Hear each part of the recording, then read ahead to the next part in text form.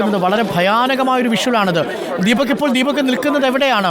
ആ ദൃശ്യം കാണുമ്പോൾ തന്നെ ഭയം ഉണ്ടാവുന്നുണ്ട്. ഒരു വലിയ കുന്നിടിഞ്ഞ് താഴേക്ക് വന്നിരിക്കുന്നതിന്റെ മുകൾ ഭാഗത്താണ്.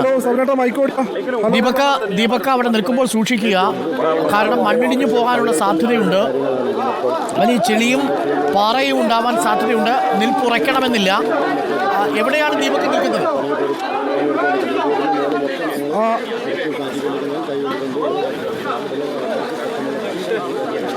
അരുൺകുമാർ, ഞാനിപ്പോൾ നിൽക്കുന്നത് ഈ മുണ്ടക്കൈ എന്ന പ്രദേശത്തിന് തൊട്ട് താഴെയാണ്. നമുക്കിപ്പോൾ ദൃശ്യങ്ങളിൽ കാണാം, ഇന്നലെ നമ്മൾ ഒരു ചളിയിൽ പൂണ്ട ഒരാളെ മണ്ണിൽ നിന്ന് നമ്മൾ പുറത്തേക്കെടുത്തിരുന്നു. ആ പ്രദേശമാണ് ഈ എതിർഭാഗത്ത് കാണുന്ന മേഖല.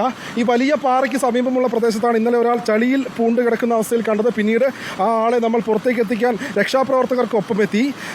നമ്മുടെ വീഡിയോ ജേർണലിസ്റ്റ് സബിൻ ചേത്തിൽ ആ ഭാഗത്തേക്ക് കൂടി ക്യാമറ ചലിപ്പിക്കുകയാണെങ്കിൽ, അതായത് എതിർവശത്ത് വലിയ കല്ലുകൾ വന്ന് അടിഞ്ഞിട്ടുണ്ട്.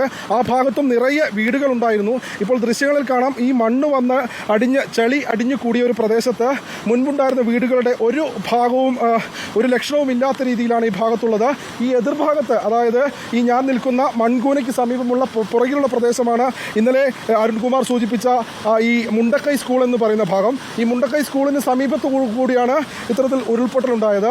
കുറച്ചുകൂടി ദൃശ്യങ്ങൾ പ്രേക്ഷകർക്ക് വ്യക്തമായി കാണാൻ കഴിയുമെന്നാണ് ഞാൻ പ്രതീക്ഷിക്കുന്നത്.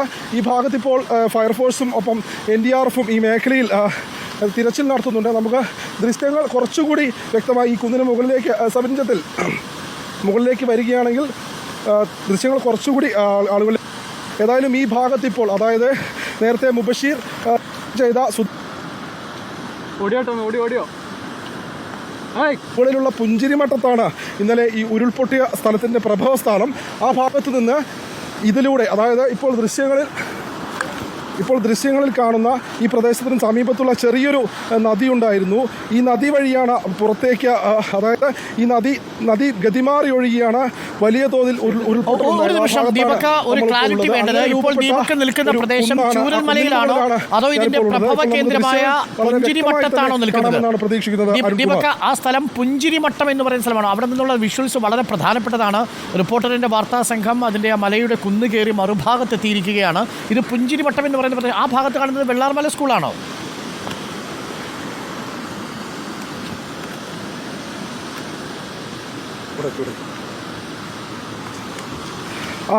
അരുൺകുമാർ, ഇപ്പോൾ ഞാൻ വളരെ ഈ ഭാഗത്ത്, അതായത് തുടർന്നോളൂ. അരുൺകുമാർ, ഇപ്പോൾ ദൃശ്യങ്ങളിൽ കാണുന്ന ആ ഭാഗമാണ് മുണ്ടക്കൈ. അതായത് ഈ ഭാഗത്തേക്ക്, അതായത് നമുക്ക് ആ ഭാഗത്തേക്ക് ക്യാമറ പാൻ ചെയ്യുകയാണെങ്കിൽ കാണാം, ഈ വലിയ പച്ച നിറഞ്ഞ മല. ഇടത്തേക്ക് ഈ മല ഇങ്ങനെ ഈ ഭാഗത്തേക്ക് നിരവധി റിസോർട്ടുകളുണ്ട്. ഈ റിസോർട്ടുകളാണ്, ഇതാണ് മുണ്ടക്കൈ മലയുടെ ഒരു ഭാഗം. ഇതിന് പുറകിലായി മറ്റൊരു പാളിയിലുള്ളതും മുണ്ടക്കൈ മലയുടെ ഭാഗമാണ്. ആ ഭാഗത്തിന് താഴ്വരയിലായിട്ടാണ് ഈ പുഞ്ചിരിമട്ടം എന്ന് പറയുന്ന പ്രദേശം.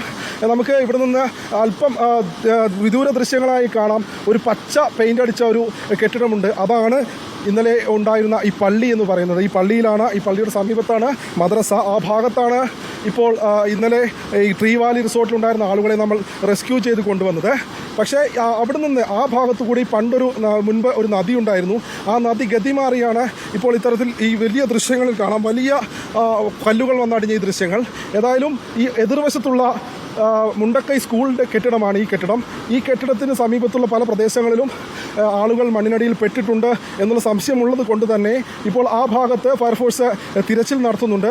മാത്രമല്ല, നമ്മൾ ഇന്നലെ ഈ ട്രീ വാലി റിസോർട്ടിലുള്ള ആളുകളെ പുറത്തേക്ക് എത്തിക്കാൻ പോയ പ്രദേശം എന്ന് പറയുന്നത് ഇതിൻ്റെ എതിർഭാഗത്തുള്ള ഈ മല കയറി, അതായത് ഈ ഇപ്പോൾ ദൃശ്യങ്ങളിൽ കാണുന്ന ഇപ്പോൾ കുറച്ച് ആളുകൾ ഒരു നദിക്ക് കുറുകെ ഒരു മരത്തടിയിലൂടെ കടന്നു പോകുന്നുണ്ട്. ആ ഭാഗത്തോടു കൂടിയാണ് ഇന്നലെ നമ്മൾ സ്പെഷ്യൽ ഓപ്പറേഷൻ ഗ്രൂപ്പിൻ്റെ സഹായത്തോടു കൂടി ട്രീ വാലി റിസോർട്ടിലേക്ക് എത്തുകയും മദ്രസയിൽ നിന്നുള്ള ആളുകളെ പുറത്തേക്ക് എത്തിക്കുകയും ചെയ്തത്. ഇപ്പോൾ എയർഫോഴ്സിൻ്റെ ഒരു ഹെലികോപ്റ്റർ ഈ ഭാഗത്തേക്ക്, അതായത് പുഞ്ചിരിമട്ടത്തിന് മുകളിൽ കുടുങ്ങിക്കിടക്കുന്ന ആളുകളെ പുറത്തേക്ക് എത്തിക്കാനായി കൊണ്ടുവരുന്നുണ്ട്.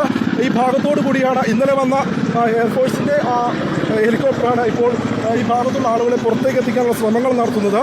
ഇവിടെ ഈ എതിർഭാഗത്ത്, അതായത് ഈ എതിർഭാഗത്തുള്ള മുണ്ടക്കൈ സ്കൂളിൻ്റെ പ്രദേശം എന്ന് പറയുന്ന ഭാഗത്തിനോട് ചേർന്നുള്ള സ്ഥലത്താണ് വലിയ തോതിൽ ഉൾപ്പൊട്ടലുണ്ടായത്. ആ ഭാഗത്തിന് തൊട്ട് താഴെയാണ് ഇന്നലെ ഒരാൾ ചളിയിൽ പൂണ്ടത്.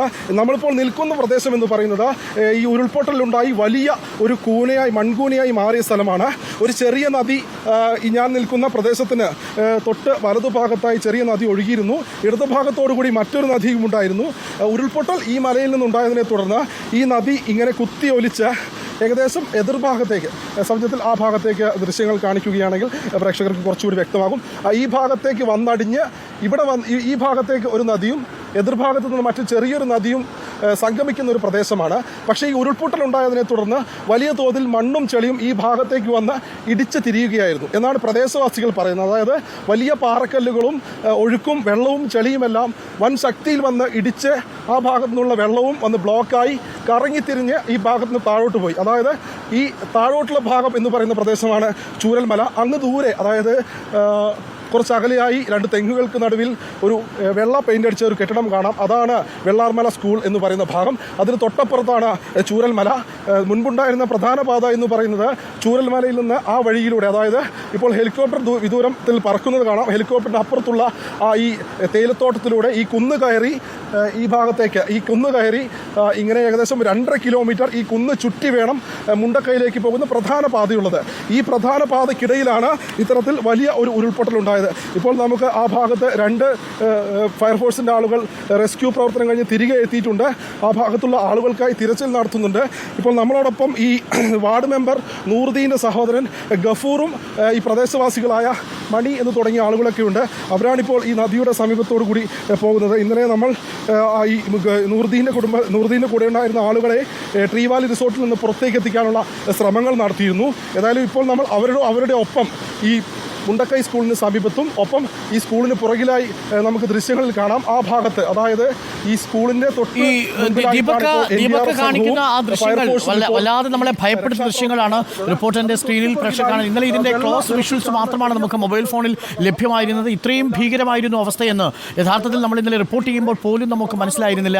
ഇപ്പോൾ ആ ദൃശ്യങ്ങളൊക്കെ വ്യക്തമാകുന്നു. ഒരിക്കൽ കൂടി ആ 4 പ്രധാനപ്പെട്ട ലൊക്കേഷനുകൾ, അതിലൊന്ന് ആ പള്ളിയാണ്. ഇന്നലെ ഇവിടെയാണ് 100ഓളം പേർ കുടുങ്ങിയത്. അതിൻ്റെ തൊട്ടിപ്പുറത്ത് താഴെ കാണുന്നത് സ്കൂളാണ്. ആ സ്കൂളിൻ്റെ ഭാഗം ഒരു ചെറിയ